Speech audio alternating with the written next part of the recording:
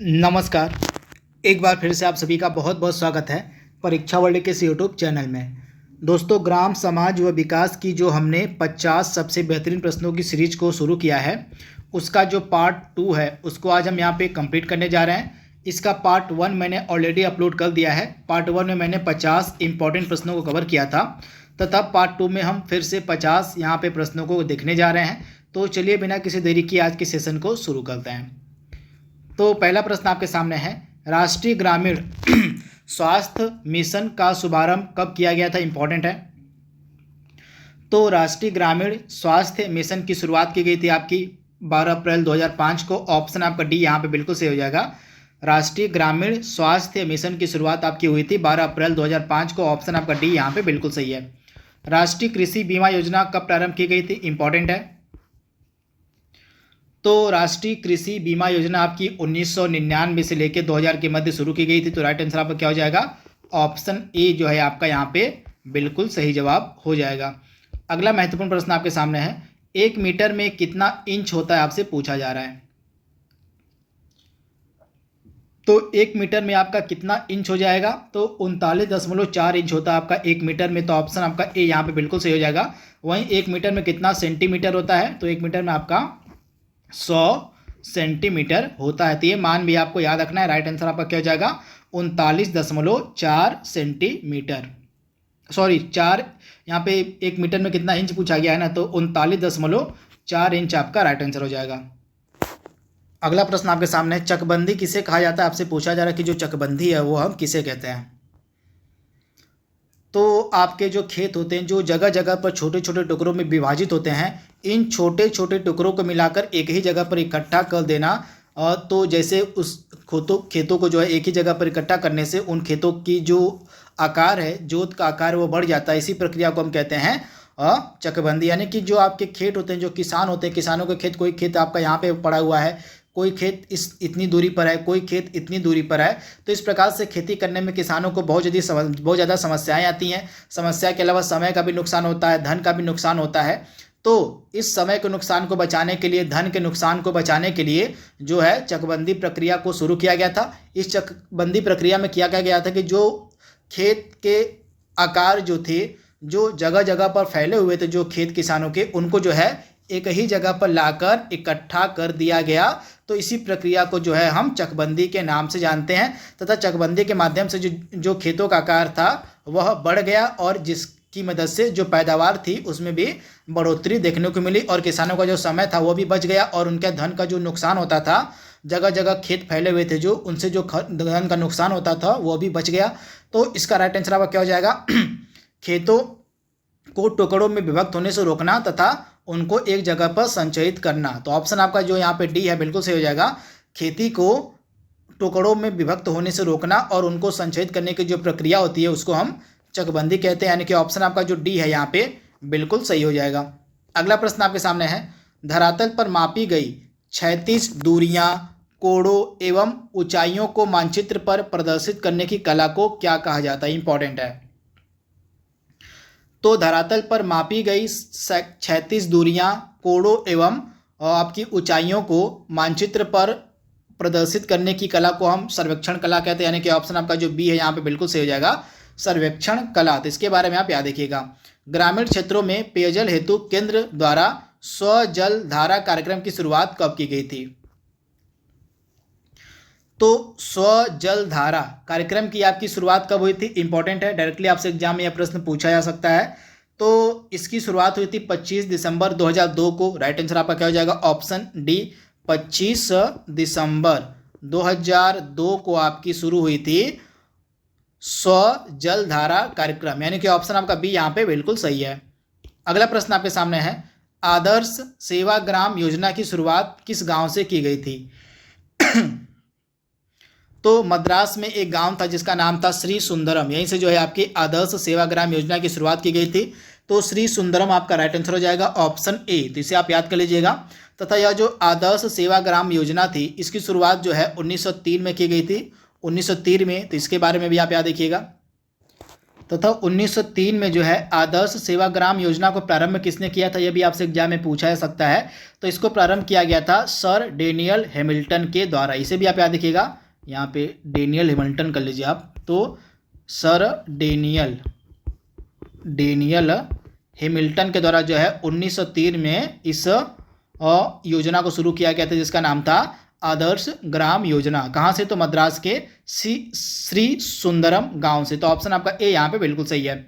सूखा आशंकित क्षेत्र कार्यक्रम की शुरुआत कब की गई थी, इंपॉर्टेंट है। तो सूखा आशंकित क्षेत्र कार्यक्रम की जो शुरुआत है ये की गई थी 1973 में। राइट आंसर आपका क्या हो जाएगा, 1973। ऑप्शन आपका ए यहाँ पे बिल्कुल सही हो जाएगा। आप इसे ध्यान से याद कर लीजिएगा, ऑप्शन ए इसका बिल्कुल सही है।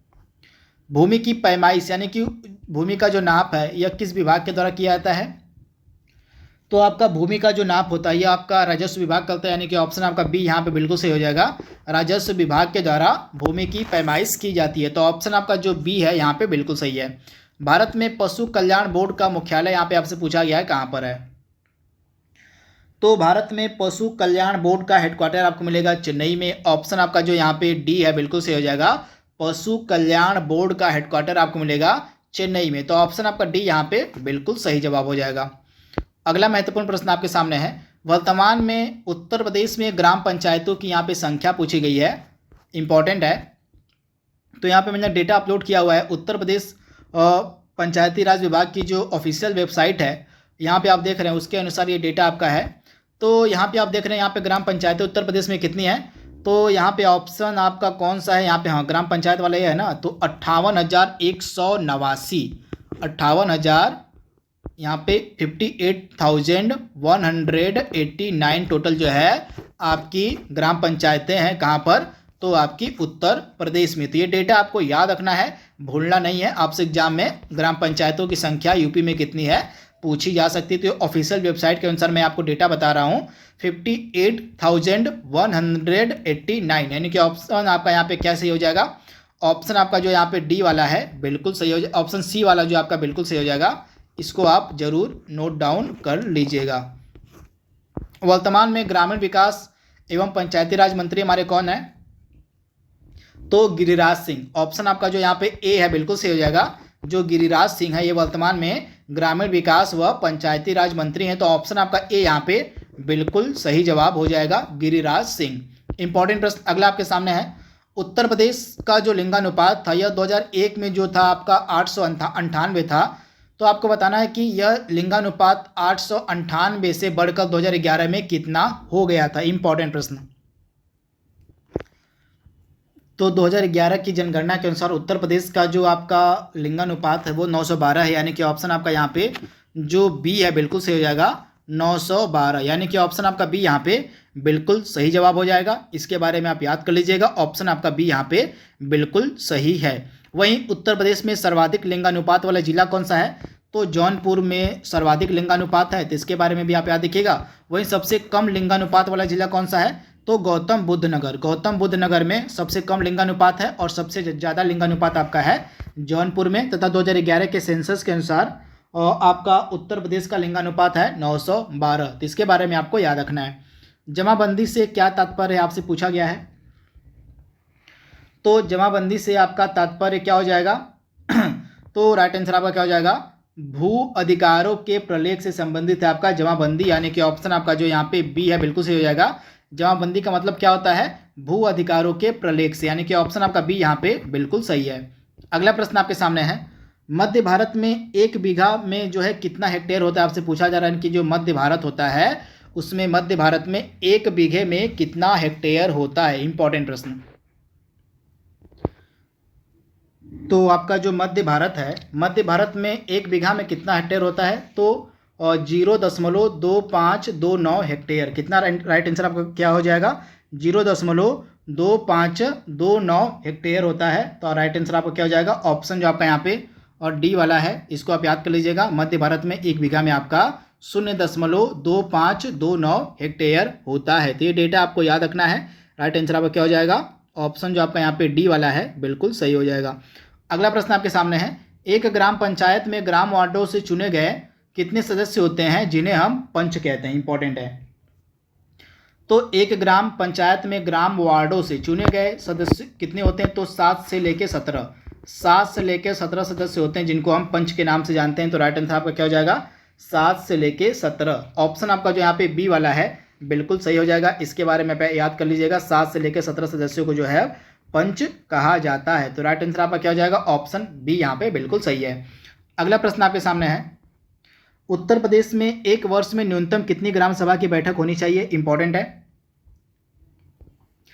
तो 2 न्यूनतम बैठक तो होनी चाहिए। तो राइट आंसर आपका क्या हो जाएगा? Option B. उत्तर प्रदेश में एक वर्ष में न्यूनतम ग्राम सभा की 2 बैठकें अनिवार्य हैं। तो ऑप्शन आपका यहाँ पे 2 जो है बिल्कुल सही हो जाएगा। मनरेगा के अंतर्गत जो है सामग्री संगठन के मामले में केंद्र सरकार और राज्य सरकारों द्वारा निधिकरण का अनुपात आपसे पूछा जाए कि मनरेगा के तहत जो केंद्र सरकार है वह कितना खर्च करती है और राज्य सरकारें कितना खर्च करती हैं, उनका आपको बताना है।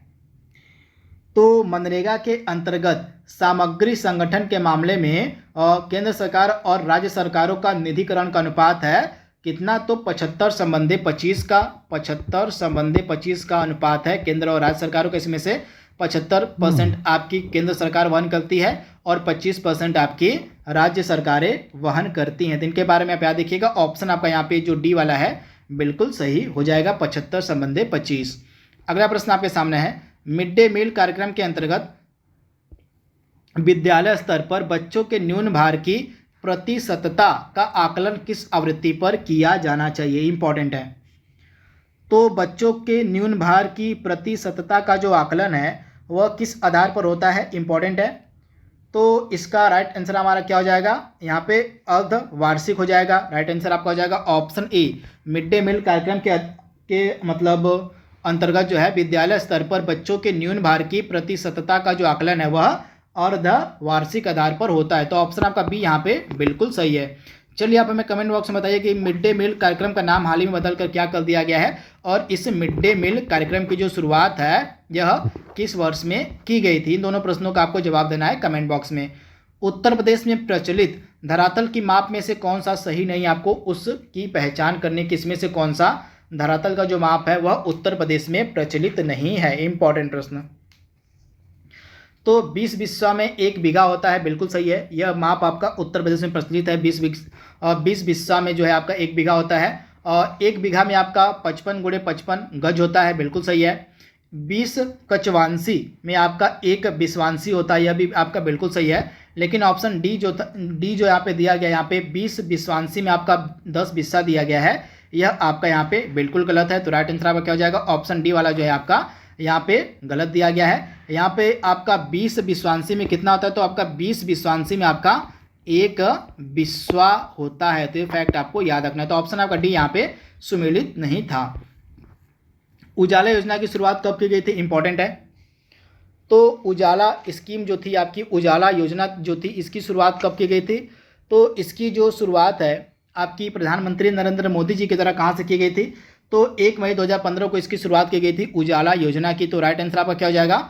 और यहाँ पे 1 मई 2015 वाला ऑप्शन बी आपका यहाँ पे बिल्कुल सही है। यहाँ पे आप देख रहे हैं इसकी फुल डिटेल लिखी हुई है। उजाला योजना का पूरा नाम आप याद कर लीजिएगा, Unnat Jyoti by affordable LED for all, यानी कि उजाला। यह भारत सरकार की एक इंपॉर्टेंट स्कीम है। इसके अंतर्गत कम मूल्य पर LED बल्ब दिए जाते हैं, तो इसके बारे में आप याद रखिएगा। तथा यह जो योजना थी इसको जो है बचत लैंप योजना के स्थान पर 1 मई 2015 को शुरू किया गया था प्रधानमंत्री नरेंद्र मोदी जी के द्वारा। तो ऑप्शन आपका यहाँ पे क्या सही हो जाएगा? 1 मई 2015, यानी कि ऑप्शन आपका बी वाला यहाँ पे बिल्कुल सही है। श्यामा प्रसाद मुखर्जी रुर्बन मिशन की शुरुआत कब की गई थी?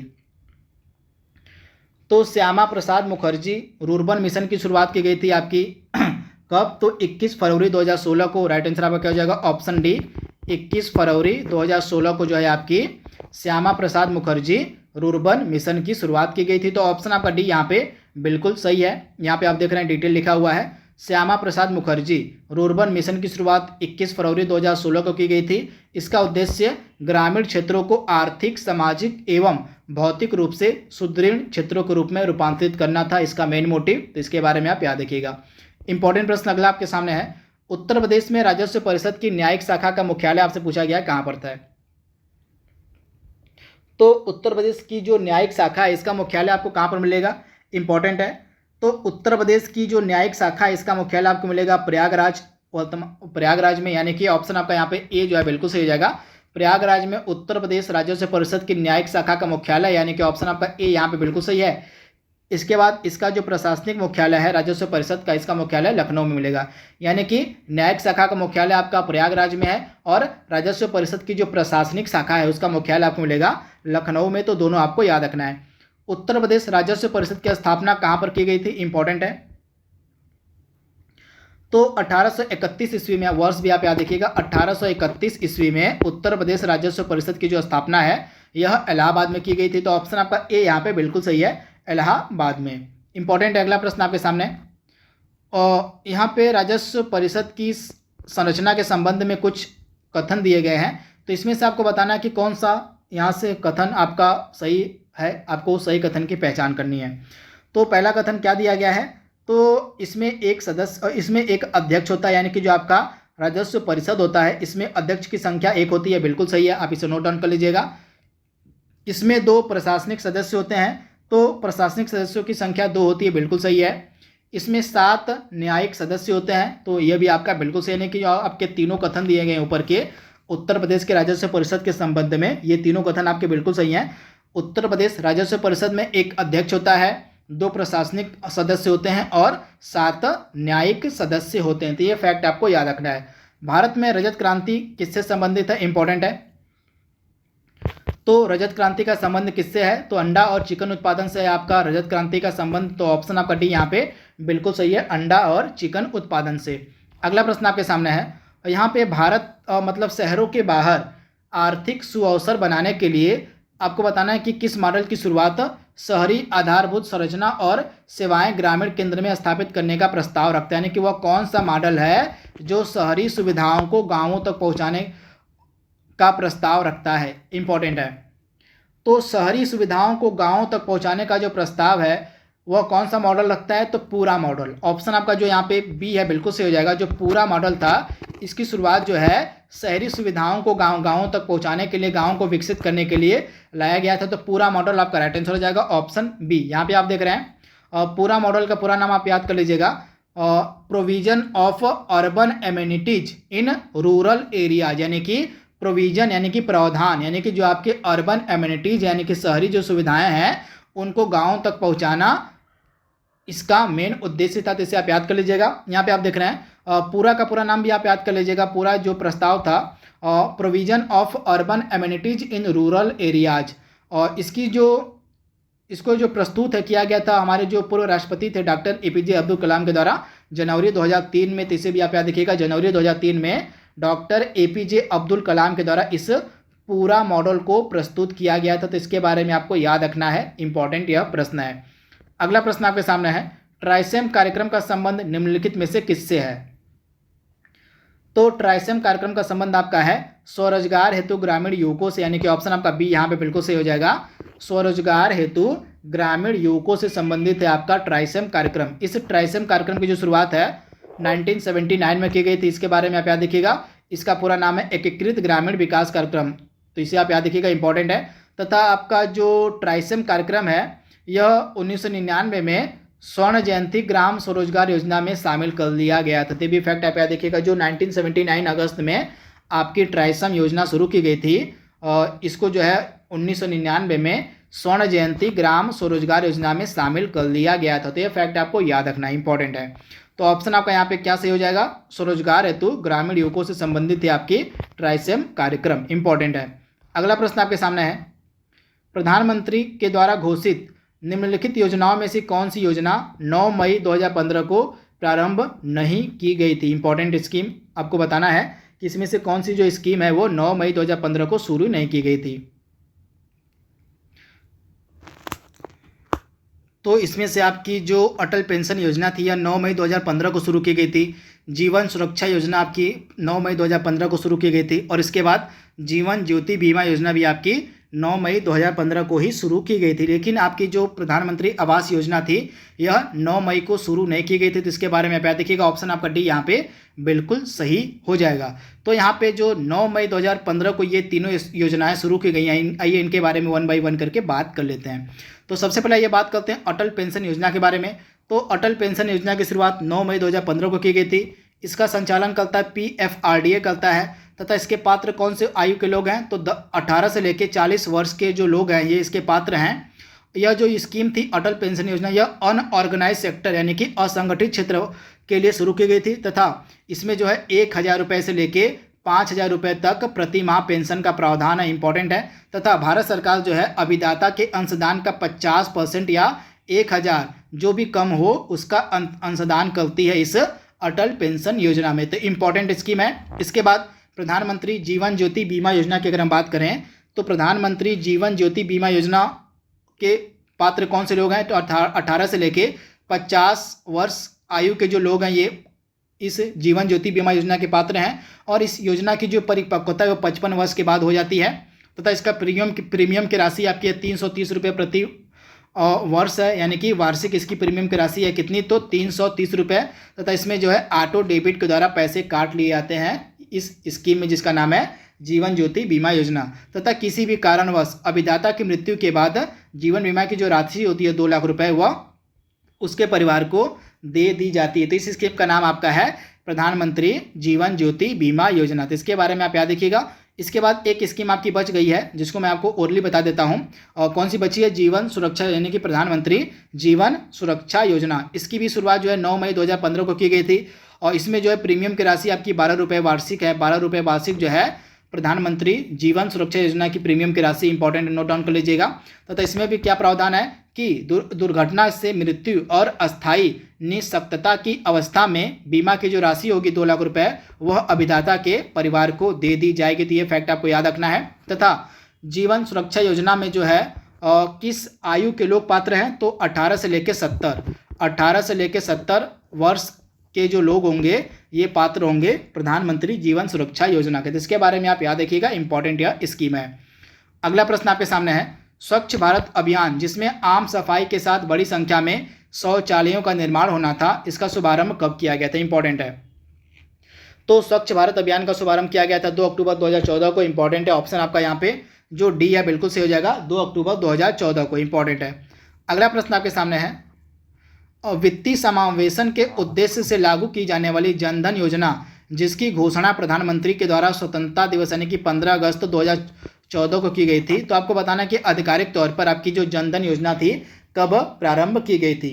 तो जनधन योजना की जो शुरुआत है, मतलब घोषणा है, लाल किले पर की गई थी 15 अगस्त 2014 को, यानी कि 15 अगस्त 2014 को प्रधानमंत्री नरेंद्र मोदी ने लाल किले से जनधन योजना की घोषणा की थी। तथा आधिकारिक तौर पर यह जो आपकी जनधन योजना थी शुरू की गई थी 28 अगस्त 2014 को।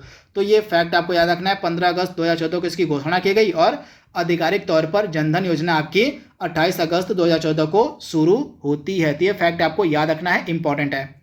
अगला प्रश्न आपके सामने है, जनगणना 2011 के अनुसार उत्तर प्रदेश में सर्वाधिक शिशु लिंगानुपात आपसे पूछा जा रहा है, किस जिले का, इंपॉर्टेंट है। तो जनगणना 2011 के अनुसार उत्तर प्रदेश का जो सर्वाधिक शिशु लिंगानुपात है वो है बलरामपुर में, यानी कि बलरामपुर में जो शिशुओं का लिंगानुपात है वो सबसे ज़्यादा है, और सबसे कम बागपत में है शिशु लिंगानुपात। इसके बारे में आपको याद रखना है, बागपत में सबसे कम है और बलरामपुर में सबसे ज़्यादा है शिशु लिंगानुपात। इसके बारे में आपको याद रखना है। वहीं उत्तर प्रदेश का टोटल शिशु लिंगानुपात कितना है, तो शिशु लिंगानुपात में कितने वर्ष आयु के बच्चों को सम्मिलित किया जाता है, तो 2 से लेकर 6 वर्ष के बच्चों को जो है इसमें शिशु लिंगानुपात में सम्मिलित किया जाता है। तथा 2011 के सेंसस के अनुसार उत्तर प्रदेश का शिशु लिंगानुपात कितना है, तो 902 है। तो दोनों आपको मतलब 902 है उत्तर प्रदेश में शिशु लिंगानुपात। इसके बारे में आपको याद रखना है। अगला प्रश्न आपके सामने है, जनगणना 2011 के अनुसार उत्तर प्रदेश में न्यूनतम मुस्लिम आबादी वाला जिला कौन सा है। तो आपका जो न्यूनतम मुस्लिम आबादी वाला जिला है वह कौन सा है, इंपॉर्टेंट है, डायरेक्टली आपसे एग्जाम में प्रश्न पूछा जा सकता है। तो न्यूनतम मुस्लिम आबादी वाला जिला आपका है ललितपुर, यानी कि ऑप्शन आपका जो बी है बिल्कुल सही है, ललितपुर। तो इसके बारे में आपको याद रखना है, ऑप्शन आपका यहाँ पे बी जो है बिल्कुल सही हो जाएगा। राजस्व परिषद के लखनऊ कार्यालय में कितने अनुभाग हैं आपसे पूछा जा रहा है। तो राजस्व परिषद का जो लखनऊ कार्यालय है इसमें टोटल कितने अनुभाग हैं, तो टोटल आपके 19 अनुभाग हैं लखनऊ कार्यालय में। तो ऑप्शन आपका ए यहाँ पे बिल्कुल सही हो जाएगा। लखनऊ कार्यालय जो आपका, जिसको हम प्रशासनिक कार्यालय के नाम से भी जानते हैं, इसमें टोटल आपके 19 अनुभाग हैं। तो ऑप्शन आपका यहाँ पे ए जो है बिल्कुल सही हो जाएगा। वहीं आपका जो इलाहाबाद का कार्यालय है, जिसको हम न्यायिक कार्यालय के नाम से जानते हैं, इसमें जो है कितने अनुभाग हैं? तो इलाहाबाद कार्यालय में 2 अनुभाग हैं और लखनऊ कार्यालय में आपके 19 अनुभाग हैं। तो इसके बारे में आप याद रखिएगा। लखनऊ के राजस्व अनुभाग 10 का संबंध किससे है? इंपॉर्टेंट है। तो राजस्व अनुभाग 10 का संबंध किससे है? इंपॉर्टेंट है। तो इसका राइट आंसर आपका क्या हो जाएगा? जिला बाढ़ नियंत्रण एवं आपदा सहायता से। किससे संबंधित है? तो आपका जो जिला बाढ़ नियंत्रण एवं आपदा सहायता से संबंधित अनुभाग है वह है 10 अनुभाग। तो राइट आंसर आपका क्या हो जाएगा? ऑप्शन आपका जो यहाँ पे ए है बिल्कुल सही। यानी कि इसका मतलब क्या हो गया? प्राकृतिक आपदा से प्रभावित व्यक्तियों को सहायता देने हेतु जो भी अनुभाग है वो है अनुभाग 10। तो इसके बारे में आपको याद रखना है, भूलना नहीं है। इंपॉर्टेंट है, डायरेक्टली आपसे एग्जाम में प्रश्न पूछा जा सकता है। इसके बाद विस्थापितों की सहायता तथा पुनर्वास का कार्य कौन सा अनुभाग करता है? तो विस्थापितों की सहायता तथा उनके जो है पुनर्वास का जो कार्य है वो अनुभाग 6 करता है। तो इसके बारे में आपको याद रखना है, जो आपका राजस्व अनुभाग 6 है इसका कार्य होता है विस्थापितों की सहायता करना तथा उनका पुनर्वास करना। तो इसका 6 हो जाएगा अनुभाग। और ऑप्शन सी वाला नए मंडल, जनपद तथा तहसीलों के सृजन संबंधित मामले कौन सा अनुभाग देखता है? तो नए मंडल, जनपद तथा तहसीलों के सृजन संबंधित जो मामले होते हैं वो अनुभाग 5 देखता है। तो ये सारे फैक्ट आपको याद रखने हैं, भूलने नहीं है। और चकबंदी योजना की जो शुरुआत उत्तर प्रदेश में कब की गई थी? इंपॉर्टेंट है। तो चकबंदी योजना की जो शुरुआत उत्तर प्रदेश में की गई थी आपकी 1954 में। ऑप्शन आपका जो ए है यहाँ, ऑप्शन जो आपका सी है यहाँ पे बिल्कुल सही हो जाएगा। 1954 में चकबंदी योजना की शुरुआत की गई थी उत्तर प्रदेश में, तथा संपूर्ण उत्तर प्रदेश में यह लागू हुई थी 1958 में। तो संपूर्ण उत्तर प्रदेश में यह लागू हो जाती है 1958 में, लेकिन इसका प्रारंभ हो गया था 1954 में। तो राइट आंसर आपका क्या हो जाएगा? ऑप्शन यहाँ पे जो सी है बिल्कुल सही हो जाएगा। अगला प्रश्न आपके सामने है, कृषि वर्ष का प्रारंभ कब से होता है? तो 1 जुलाई से लेके आपका कब तक चलता है? 30 जून तक चलता है आपका कृषि वर्ष। तो इसके बारे में आपको याद रखना है, 1 जुलाई से 30 जून तक आपका होता है कृषि वर्ष। तो इसका प्रारंभ आपका हो जाएगा 1 जुलाई, यानी कि ऑप्शन आपका ए यहाँ पे बिल्कुल सही है। खसरा, खतौनी, नक्शा आदि किसके द्वारा तैयार किया जाता है? तो आपका जो खसरा होता है, खतौनी होता है, नक्शा होता है, यह कौन तैयार करता है? तो इसको तैयार करने का कार्य दिया गया है आपका लेखपाल को, यानी कि ऑप्शन आपका जो डी है यहाँ पे बिल्कुल सही हो जाएगा, लेखपाल। इंपॉर्टेंट अगला प्रश्न, मिड डे मील के अंतर्गत मध्याह्न भोजन के पकाने, परोसने व उपभोग करने में स्वच्छता का ध्यान रखने के लिए जांच पड़ताल जो होती है वो कितने आवृत्ति पर की जाती है? तो जांच पड़ताल जो होती है स्वच्छता की वह डेली बेसिस पर की जानी चाहिए। तो आप इसे याद कर लीजिएगा, डेली बेसिस पर, यानी कि ऑप्शन आपका ए यहाँ पे बिल्कुल सही हो जाएगा, दैनिक आधार पर। अगला प्रश्न आपके सामने है, NREGP का पूरा नाम यहाँ पे आपसे पूछा गया, क्या होगा? NREGP का पूरा नाम आपको बताना है क्या होगा। तो NREGP का पूरा नाम क्या हो जाएगा? राष्ट्रीय ग्रामीण रोजगार गारंटी कार्यक्रम, यानी कि ऑप्शन आपका सी यहाँ पे बिल्कुल सही हो जाएगा, राष्ट्रीय ग्रामीण रोजगार गारंटी कार्यक्रम। अगला प्रश्न आपके सामने है, प्रधानमंत्री ग्राम सड़क योजना का जो शुभारंभ है यह 2000 में किया गया था, वर्ष 2000 में, यानी कि 25 दिसंबर 2000 को आपकी प्रधानमंत्री ग्राम सड़क योजना का शुभारंभ किया गया था। तो आपको बताना है कि इस समय हमारे देश के प्रधानमंत्री कौन थे? तो जब प्रधानमंत्री ग्राम सड़क योजना शुरू की गई थी तो इस समय हमारे प्रधानमंत्री थे अटल बिहारी वाजपेयी, यानी कि ऑप्शन आपका डी यहाँ पे बिल्कुल सही हो जाएगा, अटल बिहारी वाजपेयी। 14 अगस्त 2016 को प्रधानमंत्री नरेंद्र मोदी ने ग्रामोदय से भारत उदय की शुरुआत कहाँ से की थी? यह जो कार्यक्रम था ग्रामोदय से भारत उदय, इसकी शुरुआत 14 अप्रैल 2016 को प्रधानमंत्री जी के द्वारा कहाँ से की गई थी? तो मध्य प्रदेश के महू से। कहाँ से? तो मध्य प्रदेश के महू से इस कार्यक्रम की शुरुआत की गई थी। तो ऑप्शन आपका ए यहाँ पे बिल्कुल सही है। अगला प्रश्न आपके सामने है, धान में भूसी का प्रतिशत अनुमानतः कितना होता है? तो धान में भूसी का जो प्रतिशत होता है वो अनुमानतः आपका 20 से लेके 22% होता है भूसी, और लगभग आपका 78% आपका धान मतलब चावल होता है। तो इसके बारे में आप याद देखिएगा, ऑप्शन आपका बी यहाँ पे बिल्कुल सही, ऑप्शन आपका ए यहाँ पे बिल्कुल सही हो जाएगा, 20%, यानी कि 20 से लेके लगभग 22% आपका अनुमानतः भूसी मिलती है धान में। चावल के उन्नत बीज की प्रति हेक्टेयर बीजारोपण की दर कितनी होती है? तो चावल का जो एक उन्नत किस्म होता है उसके प्रति हेक्टेयर बीजारोपण की दर होती है लगभग आपकी 12 से लेके 15, तो इसे आप याद रखिएगा, 12 से लेके 15 किलो प्रति हेक्टेयर होती है आपकी बीजारोपण की दर। तो राइट आंसर आपका क्या हो जाएगा 15, यानी कि ऑप्शन आपका यहाँ पे डी वाला जो है बिल्कुल सही हो जाएगा। अगला प्रश्न आपके सामने है, किसान चैनल का प्रधानमंत्री जी के द्वारा शुभारंभ कब किया गया था, इंपॉर्टेंट है। तो 26 मई 2015 को आपका किसान चैनल शुरू किया गया था। तो ऑप्शन आपका ए यहाँ पे बिल्कुल सही हो जाएगा, 26 मई 2015 को। तो ऑप्शन आपका यहाँ पे जो ए है बिल्कुल सही है। अगला प्रश्न आपके सामने है, और सभी कुछ प्रतीक्षा कर सकता है किंतु कृषि नहीं, यह उद्गार किसका है। तो हमारे देश के जो पहले प्रधानमंत्री थे पंडित जवाहरलाल नेहरू, उन्हीं के द्वारा यह कथन कहा गया था। तो ऑप्शन आपका जो सी है यहाँ पे बिल्कुल सही हो जाएगा, पंडित जवाहरलाल नेहरू। निम्नलिखित में से किसे सूर्यास्त कानून यानी कि सनसेट लॉ के नाम से हम जानते हैं।